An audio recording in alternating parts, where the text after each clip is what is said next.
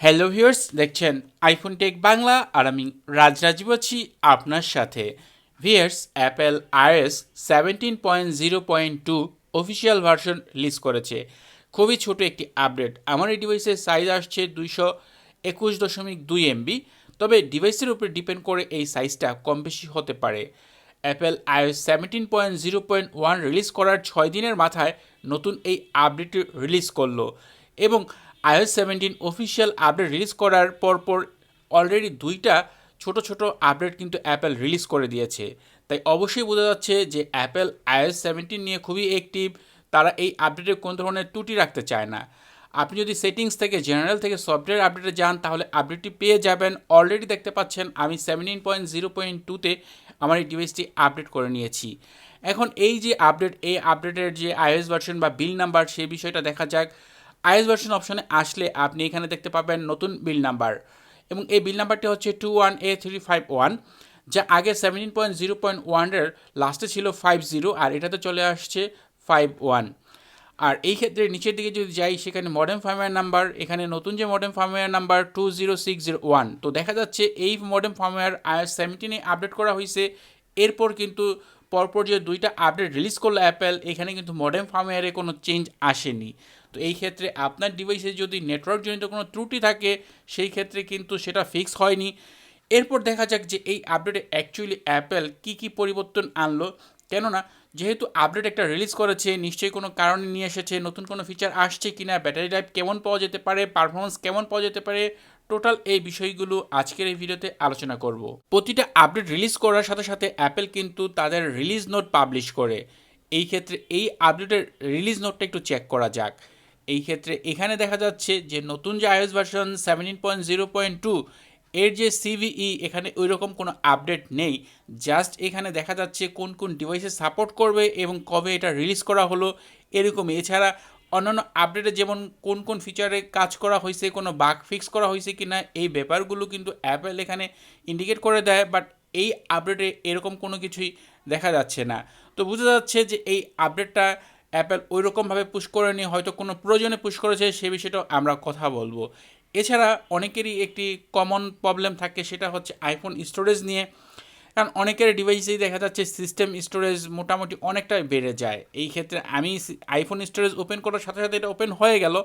এখন যদি নিচের দিকে যাই এবং এখানে আইফোন স্টোরেজটা একটু চেক করি, সেই ক্ষেত্রে iOS ভার্সন যেটা, সেটা অ্যাভেলেবল ঠিক আছে। এটা সবারই কম বেশি, হয়তো কয়েক এমবি কম বেশি হতে পারে, বাট এটা ঠিক আছে। কিন্তু সিস্টেম স্টোরেজ এখানে 4 জিবির কাছাকাছি, হয়তো এটা সাময়িকভাবে বেড়েছে, আবার কমে যেতে পারে। বাট আপনার ক্ষেত্রে এটা কেমন কী পর্যায়ে রয়েছে সেটা কমেন্টে জানাতে পারেন। এছাড়া চ্যানেলে কিন্তু অলরেডি এই বিষয়ে ভিডিও রয়েছে যে কিভাবে আপনি সিস্টেম স্টোরেজ কমাতে পারেন। এবার পারফরমেন্স নিয়ে যদি কথা বলি, সেই ক্ষেত্রে বলা যায় যে iOS 17-এ ওই রকম কোনো সমস্যা এখন পর্যন্ত দেখতে পাওয়া যায়নি। যদি ওই রকম প্রবলেম হতো তাহলে অ্যাপেল নিশ্চয়ই বাগ ফিক্স করে দিত, কারণ এই আপডেটে ওই রকম কোনো ধরনের বাগ ফিক্স কিন্তু অ্যাপেল নিয়ে আসেনি। সব অ্যাপ কিন্তু ঠিকঠাকভাবে চলছে। বিশেষ করে ব্যাংকিং অ্যাপ বা অনেক অ্যাপই অনেক সময় দেখা যায় ত্রুটি থাকে, ক্র্যাশ করে, সেই অ্যাপগুলো ওপেন করার সাথে সাথে ক্লোজ হয়ে যায়।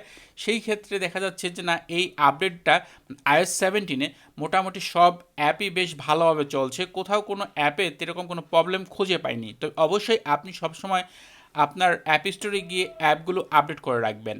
এছাড়া যদি Geekbench 5 এর রেজাল্ট আমরা চেক করি, at first CPU result check করি, এখানে সিঙ্গেল কোর স্কোর দেখা যাচ্ছে 1733 আর মাল্টি কোর স্কোর হচ্ছে 4705। এটা অনেকটাই আগের যে আপডেট 17.0.1 তার সাথে একেবারে একেবারে বলা যায় যে মাত্র 19 আর 20। এছাড়া মেটাল কোর স্কোর হচ্ছে 14161, এটাও কিন্তু সেম, বাট এখানে 100 পয়েন্ট একটু ডিফারেন্স দেখা যাচ্ছে। বাট সিপিইউ রেজাল্ট একেবারে সেম টু সেম। তো এই ক্ষেত্রে আগের আপডেটে আপনি যেরকম পারফরমেন্স পেয়েছিলেন, নতুন এই আপডেটে যদি আপনি ডিভাইসটি আপডেট করেন, আপনি সেমভাবে সমপরিমাণ পারফরমেন্স পাবেন। কোথাও কোনো ল্যাগ দেখতে পাবেন না। আপনার যে সকল বিষয় আপনি ব্যবহার করছিলেন আগে, ঠিক সেমভাবে ব্যবহার করতে পারবেন। কোনো অ্যাপেও কোনো ত্রুটি আপনি দেখতে পাবেন না। এবার কথা বলবো ব্যাটারি লাইফ নিয়ে। iOS 17 আপডেট করার পর যেহেতু 18 তারিখ এটা অফিসিয়াল ভার্সন রিলিজ হয়েছে, তাই বেশ অনেক দিন যাবৎ ব্যবহার করছি। এবং এখানে আমার ব্যাটারি লাইফ ব্যবহার করার যে গ্রাফ, এটা যদি আপনি একটু লক্ষ্য করেন, দেখেন এখানে আমার স্ক্রিন টাইম 9 ঘন্টা প্লাস। এই ক্ষেত্রে দেখা যাচ্ছে বেশ ভালো একটা সময় আমি ফোন ব্যবহার করছি।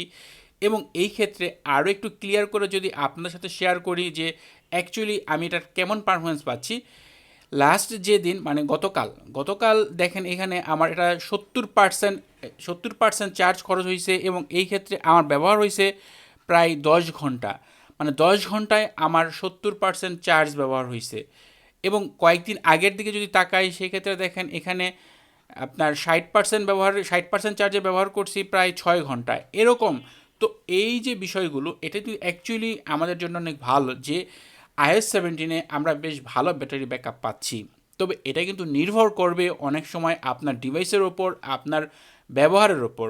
আপনি যদি খুব হাই মানে প্রচুর ব্যবহার করেন তাহলে কিন্তু আপনি বেশ ভালো ব্যাকআপ পাবেন না। আপনি যদি গেমিং করেন তাহলে কিন্তু আপনি ভালো ব্যাকআপ পাবেন না। আমি নর্মালি কিন্তু শুধু নর্মালভাবে ব্যবহার করি ফেসবুক, ইউটিউব বা বিভিন্ন সোশ্যাল যে অ্যাপ রয়েছে এগুলো ব্যবহার করি, আলাদা করে কোনো গেমিং করি না। বাট কোনো মানে এক্সট্রা ভারী কোনো কিছুই আমি আমার ফোনে করি না। সেই ক্ষেত্রে আমি কিন্তু বলা যায় বেশ ভালো ব্যাকআপ পাচ্ছি। এছাড়া আরও একটা বিষয় সেটা হচ্ছে ব্যাটারি হেলথের ওপর। আপনার ব্যাটারি হেলথ যদি ভালো থাকে সেই ক্ষেত্রে আপনি ভালো ব্যাটারি ব্যাকআপ পাবেন এবং আপনি আপনার ফোন কীভাবে চার্জ করছেন তার উপরেও কিন্তু কিছু বিষয় ডিপেন্ড করে। তারপরে যদি iOS 17-এ আপনার ফোন হিট হয়, আপনার ফোনে ব্যাটারি ড্রেন হয়, সেই ক্ষেত্রে অলরেডি কিন্তু iOS 17-এর যে ব্যাটারি ড্রেনের যে বিষয়গুলো নিয়ে কীভাবে এগুলো ফিক্স করা যায় তা নিয়ে চ্যানেলে ভিডিও দেওয়া রয়েছে, আপনারা সেই ভিডিওটি দেখে নিতে পারেন। এবার কথা বলবো যে এই যে আপডেট 17.0.2 এটা অ্যাকচুয়ালি কতটুকু ইম্পর্ট্যান্ট। বিশেষ করে এখানে যদি আপনি তাদের যে রিলিজ নোট এখানের দিকে ফলো করেন সেই ক্ষেত্রে কিন্তু নতুন কোনো ফিচার নেই, কোনো বাগ ফিক্স নেই।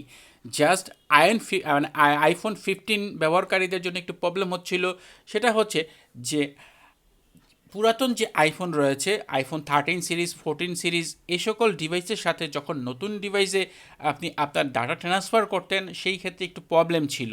তো সেই প্রবলেমটাই কিন্তু এই আপডেটে ফিক্স করা হয়েছে। এছাড়া কিন্তু আর তেমন কোনো কিছু দেখতে পাওয়া যায়নি।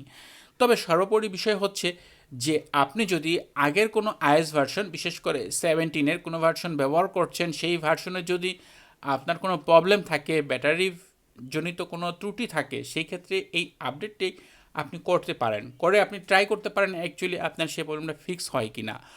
আর যদি আপনি iOS 17 বলেন বা 17.0.1 বলেন, যে কোনো ভার্সনে থাকেন সেই ক্ষেত্রে আপনি সেই আপডেটে ভালো রয়েছেন, আপনি বেশ ভালো একটি স্টেবল ব্যাটারি লাইফ পাচ্ছেন বা পারফরমেন্স ভালো পাচ্ছেন, সেই ক্ষেত্রে এই আপডেটটি আপনার জন্য অতটা গুরুত্বপূর্ণ না। কারণ এই আপডেটে নতুন কোনো ফিচার নেই, কোনো বাগ ফিক্স নেই। জাস্ট একটি ফিচার যেটা হচ্ছে আইফোন 15-এর সাথে জড়িত, সেই ফিচারটাই জাস্ট শুধু ফিক্স করা হয়েছে। তো এই ক্ষেত্রে আমি বলবো যে আপনি যদি প্রয়োজন মনে করেন তাহলে আপডেট করতে পারেন, অন্যথায় এই আপডেটটি না করলেও চলে। যে ছোটো একটি আপডেট তারপরও না করলেও চলে, কারণ এই আপডেটে ওই রকম কোনো কিছুই আপনি পাচ্ছেন না। তবে যে কথাটা বলেছি যে আপনি যদি আগের ভার্সনগুলোতে কোনো প্রবলেম পান বা আপনি পারফরমেন্স ভালো না পান, সেই ক্ষেত্রে এই আপডেটটি আপনি করে দেখতে পারেন, আশা করি ভালো কিছু পেতে পারেন। তবে যদি আপনি ভালো পারফরমেন্স পান তাহলে এই আপডেটটি না করলেও চলবে।